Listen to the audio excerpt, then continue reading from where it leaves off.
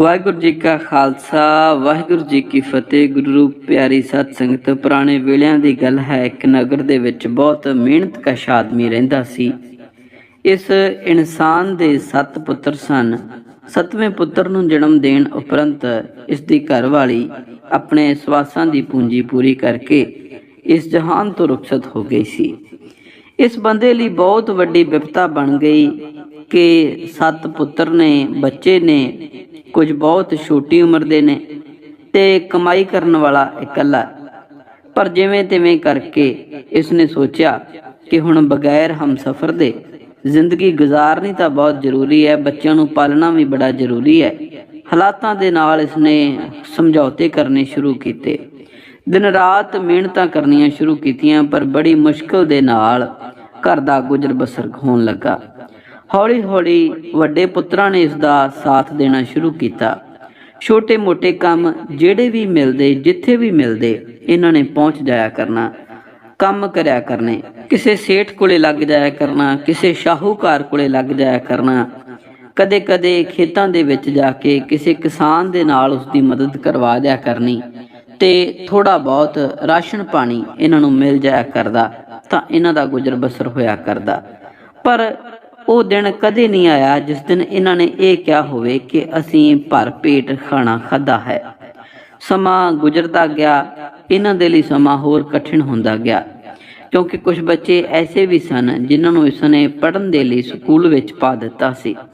ਉਹਨਾਂ ਦੀ ਪੜ੍ਹਾਈ ਦਾ ਖਰਚ ਵੀ ਇਸ ਦੇ 3 ਵੱਡੇ ਪੁੱਤਰ ਤੇ ਇਸ ਇਨਸਾਨ ਨੇ ਖੁਦ ਆਪਣੇ ਮੋਢਿਆਂ ਤੇ ਲਿਆ ਹੋਇਆ ਸੀ। ਜ਼ਿੰਦਗੀ ਇਹਨਾਂ ਦੀ ਦਿਨ ਬ ਦਿਨ ਔਖੀ ਹੁੰਦੀ ਜਾ ਰਹੀ ਸੀ। ਇੱਕ ਵਾਰ ਕਿਸੇ ਸੰਤ ਪੁਰਸ਼ ਨੇ ਇਹਨਾਂ ਦੇ ਘਰ ਫੇਰੀ ਪਾਈ।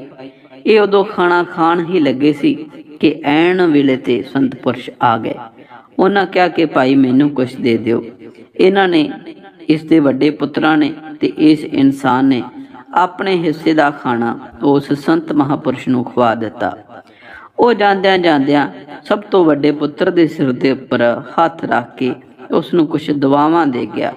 ਕਹਿੰਦਾ ਕਿ ਰਾਜੀ ਖੁਸ਼ੀ ਵਸੇ, ਐਸਾ ਤੇਰੀ ਜ਼ਿੰਦਗੀ ਦੇ ਵਿੱਚ ਹੁਣ ਪਲਟਾ ਵੱਜੇਗਾ ਕਿ ਸਾਰੇ ਘਰ ਦਾ ਮੂੰਹ ਮਹਾਂਦਰਾ ਧੋ ਦੇਵੇਂਗਾ। ਕੁਝ ਦਿਨ ਹੀ ਬੀਤੇ ਸੀ ਤੇ ਇਸ ਇਨਸਾਨ ਦੇ ਕੋਲੇ ਇਸ ਦੀ ਰਿਸ਼ਤੇਦਾਰੀ ਦੇ ਵਿੱਚੋਂ ਕੋਈ ਬੰਦਾ ਸਾਕ ਲੈ ਕੇ ਆਇਆ ਕਿ ਤੇਰੇ ਸਭ ਤੋਂ ਵੱਡੇ ਪੁੱਤਰ ਨੂੰ ਮੇਰੇ ਨਗਰ ਤੋਂ ਮੈਂ ਇੱਕ ਰਿਸ਼ਤਾ ਕਰਵਾ ਦੇਣਾ ਹਾਂ। ਕੁੜੀ ਦੀ ਮਾਂ ਨਹੀਂ ਹੈ, ਪਰ ਕੁੜੀ ਬਹੁਤ ਸੁਚੱਜੀ ਹੈ, ਕੁੜੀ ਕੰਮਕਾਰ ਕਰਨਾ ਜਾਣਦੀ ਹੈ। ਕੁੜੀ ਦੇ ਘਰ ਦੇ ਹਾਲਾਤ ਤੁਹਾਡੇ ਘਰ ਨਾਲੋਂ ਤਾਂ ਥੋੜੇ ਠੀਕ ਨੇ, ਚਲੋ ਇੱਕ ਵਾਰ ਕੋਈ ਸੱਚ ਝੂਠ ਮਾਰ ਕੇ ਆਪਾਂ ਰਿਸ਼ਤਾ ਕਰਵਾ ਦਿਆਂਗੇ। ਹੁਣ ਇਹਨਾਂ ਪੁੱਤਰਾਂ ਦਾ ਬਾਪ ਸੋਚਦਾ ਹੈ ਕਿ ਝੂਠ ਮਾਰ ਕੇ ਕਿਸੇ ਨੂੰ ਆਪਣੇ ਘਰ ਲੈ ਆਉਣਾ ਬਹੁਤ ਗਲਤ ਗੱਲ ਹੈ। ਉਸਨੇ ਕਿਹਾ ਕਿ ਨਹੀਂ, ਆਪਾਂ ਝੂਠ ਨਹੀਂ ਬੋਲਣਾ। ਉਹ ਕਹਿੰਦਾ ਕਿ ਰਿਸ਼ਤਾ ਮੈਨੂੰ ਚਾਹੀਦਾ ਹੈ ਤੇ ਮੈਨੂੰ ਐਸੀ ਹੀ ਧੀ ਰਾਣੀ ਚਾਹੀਦੀ ਹੈ ਜੋ ਕੰਮਕਾਰ ਕਰਦੀ ਹੋਵੇ, ਪਰ ਮੈਨੂੰ ਇਹ ਨਹੀਂ ਸਮਝ ਆ ਰਹੀ ਕਿ ਕਿਸ ਮੂੰਹ ਦੇ ਨਾਲ ਲੈ ਕੇ ਆਵਾਂਗੇ। ਘਰ ਸਾਡੇ ਦੇ ਤਾਂ ਬੁਰੇ ਹਾਲਾਤ ਨੇ, ਸਾਡੇ ਘਰ ਤਾਂ ਕੋਈ ਢੰਗ ਦਾ ਇੱਕ ਕਮਰਾ ਵੀ ਨਹੀਂ ਹੈ, ਫਿਰ ਵੀ ਚਲੋ ਕੋਸ਼ਿਸ਼ ਕਰਕੇ ਦੇਖ ਲਵੋ। ਉਸਨੇ ਆਪਣੇ ਰਿਸ਼ਤੇਦਾਰ ਨੂੰ ਵਾਪਿਸ ਤੋਰ ਦਿੱਤਾ ਤੇ ਉਸਨੇ ਉਸ ਕੁੜੀ ਦੇ ਬਾਕੀ ਪਰਿਵਾਰਕ ਮੈਂਬਰਾਂ ਨੂੰ ਲਿਆ ਕੇ ਇਸ ਇਨਸਾਨ ਦੇ ਨਾਲ ਮਿਲਾ ਦਿੱਤਾ। ਇਸਨੇ ਕੋਈ ਓਲਾ ਛਿਪਾ ਨਹੀਂ ਰੱਖਿਆ, ਘਰ ਦੇ ਹਾਲਾਤ ਦਿਖਾ ਦਿੱਤੇ। ਇੱਕ ਸਮਾਂ ਨਿਸ਼ਚਿਤ ਕਰ ਲਿਆ ਗਿਆ।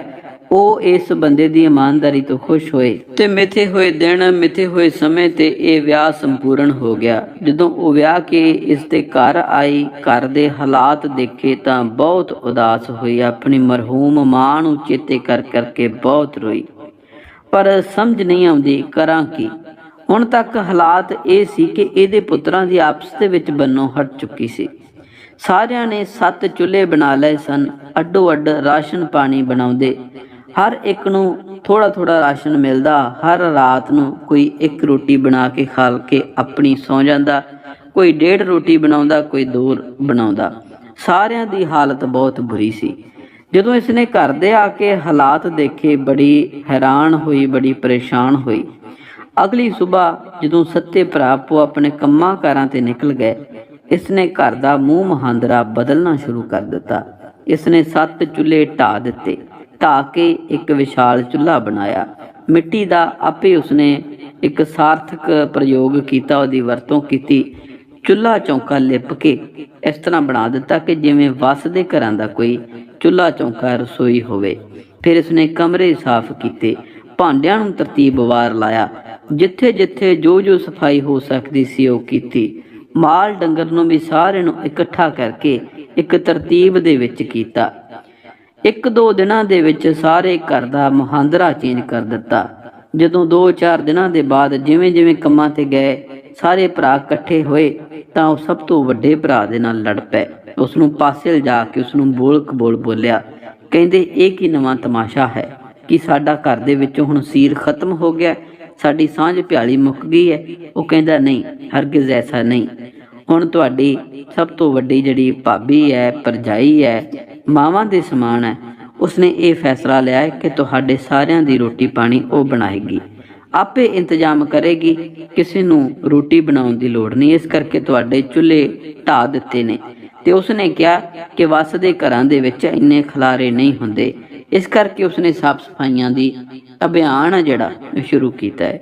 ਸਾਰਿਆਂ ਦੇ ਮਨ ਵਿੱਚ ਕਿਤੇ ਨਾ ਕਿਤੇ ਕੋਈ ਸਕੂਨ ਦਾ, ਕੋਈ ਚੈਨ ਦਾ ਸਾਹ ਆਇਆ। ਹੌਲੀ ਹੌਲੀ ਉਹਨਾਂ ਦੇ ਘਰ ਦੀ ਕਾਇਆ ਪਲਟਣ ਲੱਗੀ।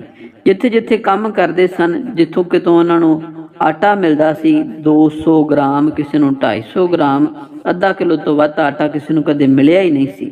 ਉਹਨਾਂ ਦੇ ਆਟੇ ਦੇ ਵਿੱਚ ਇਜ਼ਾਫਾ ਹੋਣ ਲੱਗਾ। ਹੁਣ ਪਹਿਲਾਂ ਨਾਲੋਂ ਉਹਨਾਂ ਦੀ ਵੱਧ ਭੁੱਖ ਮਿਟ ਜਾਇਆ ਕਰਦੀ ਸੀ। ਹੁਣ ਇੱਕ ਦਿਨ ਇਸ ਲੜਕੀ ਨੇ ਆਪਣੇ ਸਹੁਰਾ ਸਾਹਿਬ ਨੂੰ ਕਿਹਾ ਕਿ ਬਾਪੂ ਜੀ, ਤੁਸੀਂ ਇਸ ਤਰ੍ਹਾਂ ਕਰਿਆ ਕਰੋ, ਤੁਸੀਂ ਵੀ ਕੋਈ ਨਾ ਕੋਈ ਕੰਮ ਕਾਰ ਲੱਭੋ।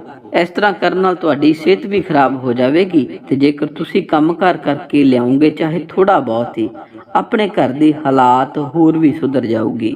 ਉਹ ਕਹਿੰਦਾ ਠੀਕ ਹੈ ਬੱਚੀ, ਮੈਂ ਕੱਲ ਤੋਂ ਕੰਮ ਤੇ ਜਾਣਾ ਸ਼ੁਰੂ ਕਰ ਦਿਆਂਗਾ, ਪਰ ਮੈਨੂੰ ਪਤਾ ਨਹੀਂ, ਹੁਣ ਮੈਂ ਬਜ਼ੁਰਗ ਹੋ ਗਿਆ, ਹੁਣ ਮੇਰੇ ਤੋਂ ਕੰਮ ਤਾਂ ਹੁੰਦਾ ਨਹੀਂ, ਬਹੁਤੀਆਂ ਚੀਜ਼ਾਂ ਮੇਰੇ ਦਿਮਾਗ ਵਿੱਚ ਰਹਿੰਦੀਆਂ ਨਹੀਂ।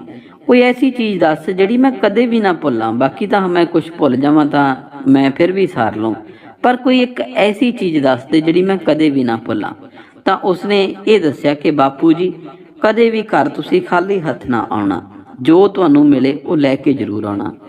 ਉਸ ਬਜ਼ੁਰਗ ਨੇ ਵੀ ਹੁਣ ਉਸੇ ਚੀਜ਼ ਦੇ ਉੱਤੇ ਪਹਿਰਾ ਦਿੱਤਾ। ਪਹਿਲੇ ਦਿਨ ਉਸਨੇ ਕੰਮਕਾਰ ਕੀਤਾ। ਕੰਮਕਾਰ ਐਸਾ ਸੀ ਕਿ ਉਸ ਕੰਮਕਾਰ ਕਰਵਾਉਣ ਵਾਲੇ ਨੇ ਇਸ ਨੂੰ ਕੋਈ ਪੈਸਾ ਟਕਾ ਨਹੀਂ ਦਿੱਤਾ, ਸਿਰਫ ਖਾਣੇ ਦੇ ਬਦਲੇ ਕੰਮ ਕਰਵਾ ਲਿਆ। ਘਰ ਨੂੰ ਜਦੋਂ ਤੁਰਿਆ ਆਉਂਦਾ ਹੈ, ਅਚਾਨਕ ਇਸ ਨੂੰ ਯਾਦ ਆਉਂਦਾ ਕਿ ਧੀ ਰਾਣੀ ਨੇ ਤਾਂ ਇਹ ਕਿਹਾ ਸੀ ਕਿ ਘਰ ਕਦੇ ਖਾਲੀ ਨਹੀਂ ਆਉਣਾ, ਕੁਛ ਨਾ ਕੁਛ ਲੈ ਕੇ ਆਉਣਾ ਹੈ। ਤਾਂ ਉਸਨੇ ਰਸਤੇ ਦੇ ਵਿੱਚੋਂ ਲੱਕੜ ਬਾਲਣ ਤੋੜਨਾ ਸ਼ੁਰੂ ਕਰ ਦਿੱਤਾ, ਕੱਟਣਾ ਸ਼ੁਰੂ ਕਰ ਦਿੱਤਾ, ਲਿਆ ਕੇ ਘਰੇ ਰੱਖ ਦਿੱਤਾ।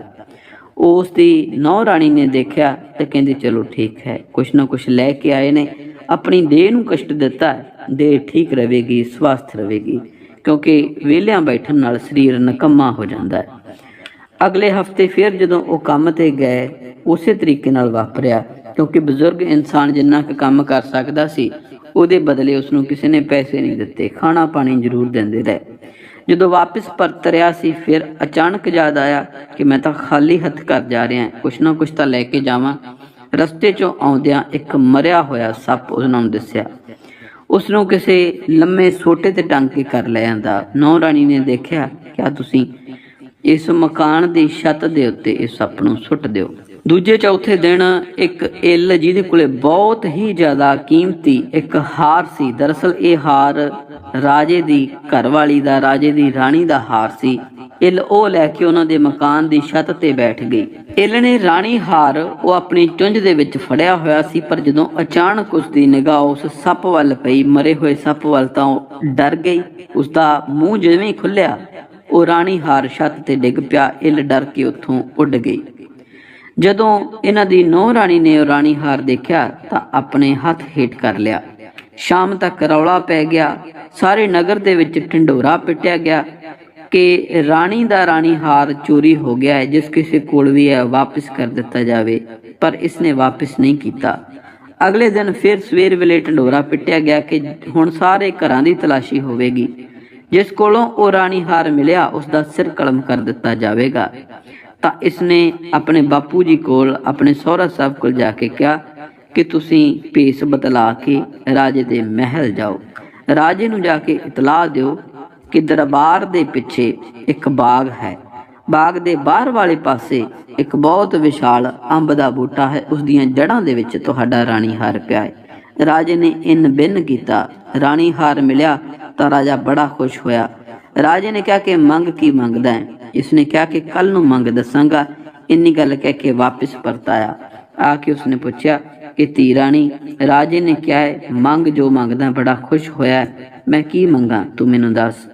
उसने कहा कि बापू जी इस तरह करो, ये कह दिओ कि सारे नगर दा, सारे राज दा रात वेले ये ऐलान करवा दिओ राज दे विच कि किसी एक घर भी चुल्हा नहीं बलेगा, किसी एक घर भी दीवा नहीं जगेगा। सारे राज विच मैनू घुप हनेरा चाहिदा है। ਇਹਦੇ ਪਿੱਛੇ ਇਸ ਬਜ਼ੁਰਗ ਦੀ ਨੌ ਰਾਣੀ ਦਾ ਤਰਕ ਤਾਂ ਇਹ ਸੀ ਕਿ ਸਾਰੇ ਰਾਜ ਦੇ ਵਿੱਚ ਹਨੇਰਾ ਹੋਵੇਗਾ ਤਾਂ ਰਾਤ ਵੇਲੇ ਲక్ష్ਮੀ ਮਾਇਆ, ਜਿਸ ਨੇ ਹਮੇਸ਼ਾ ਸਾਫ਼ ਸੁਥਰੀ ਥਾਂ ਤੇ, ਚਾਨਣ ਵਾਲੀ ਥਾਂ ਤੇ ਜਾਣਾ ਹੁੰਦਾ ਹੈ, ਉੱਥੇ ਆਵੇਗੀ। ਸਿਰਫ ਸਾਡੇ ਘਰ ਦੀਵਾ ਜਗੇਗਾ ਤਾਂ ਸਾਡੇ ਘਰ ਆ ਜਾਵੇਗੀ। ਉਸਨੇ ਇਸ ਕਰਕੇ ਇਹ ਮੰਗ ਰੱਖੀ। ਜਦੋਂ ਰਾਜੇ ਕੋਲ ਜਾ ਕੇ ਉਸਨੇ ਮੰਗ ਦੱਸੀ, ਰਾਜਾ ਬੜਾ ਹੈਰਾਨ, ਪਰ ਹੁਣ ਉਸਨੇ ਵਾਅਦਾ ਕੀਤਾ ਸੀ, ਜ਼ੁਬਾਨ ਕੀਤੀ ਸੀ, ਉਹ ਮੰਨ ਗਿਆ। ਅਗਲੇ ਦਿਨ ਉਸਨੇ ਉਸਨੂੰ ਦੁਬਾਰਾ ਬੁਲਾਇਆ। ਜਦੋਂ ਇੱਕ ਰਾਤ ਨੂੰ ਸਾਰੇ ਨਗਰ ਦੇ ਵਿੱਚ ਘੁੱਪ ਹਨੇਰਾ ਰਿਹਾ ਤਾਂ ਅਗਲੇ ਦਿਨ ਇਸ ਬਜ਼ੁਰਗ ਨੂੰ ਦੁਬਾਰਾ ਵਾਪਸ ਬੁਲਾਇਆ ਗਿਆ। ਬੁਲਾ ਕੇ ਪੁੱਛਿਆ ਗਿਆ ਕਿ ਇਹ ਮੰਗ ਕਿਉਂ ਰੱਖੀ ਸੀ, ਮੈਨੂੰ ਸਮਝ ਨਹੀਂ ਆਈ, ਮੈਨੂੰ ਦੱਸਿਆ ਜਾਵੇ। ਮੇਰੇ ਵਜ਼ੀਰ ਵੀ ਹੈਰਾਨ ਪਰੇਸ਼ਾਨ ਨੇ, ਸਾਡੀ ਸਮਝ ਤੋਂ ਪਰੇ ਹੈ ਕਿ ਘੁੱਪ ਹਨੇਰਾ ਕਿਉਂ ਕਰਵਾਇਆ ਗਿਆ। ਅੱਗੋਂ ਇਹ ਬਜ਼ੁਰਗ ਉੱਤਰ ਦਿੰਦਾ ਹੈ, ਘੁੱਪ ਹਨੇਰਾ ਇਸ ਕਰਕੇ ਕਰਵਾਇਆ ਗਿਆ ਕਿਉਂਕਿ ਆਪਣੇ ਰਾਜ ਤੇ ਰਾਤ ਨੂੰ ਹਮਲਾ ਹੋਣਾ ਸੀ। ਵਿਰੋਧੀ ਰਾਜਿਆਂ ਨੇ ਇਕੱਠਿਆਂ ਨੇ ਆ ਕੇ ਹਮਲਾ ਕਰਨਾ ਸੀ, ਪਰ ਘੁੱਪ ਹਨੇਰੇ ਦੇ ਵਿੱਚ ਉਹਨਾਂ ਨੂੰ ਕੋਈ ਸਮਝ ਨਹੀਂ ਆਈ, ਇਸ ਕਰਕੇ ਫੌਜਾਂ ਵਾਪਸ ਲੈ ਗਏ। ਜਦੋਂ ਰਾਜੇ ਨੇ ਇਸ ਚੀਜ਼ ਦੀ ਪੜਤਾਲ ਕਰਵਾਈ ਤਾਂ ਇਹ ਵਾਕਿਆ ਹੀ ਸੱਚ ਨਿਕਲਿਆ। ਇਸ ਬਜ਼ੁਰਗ ਨੇ ਤਾਂ ਤੁੱਕਾ ਮਾਰਿਆ ਸੀ, ਪਰ ਇਹ ਤੀਰ ਬਣ ਕੇ ਐਨ ਨਿਸ਼ਾਨੇ ਤੇ ਲੱਗਿਆ।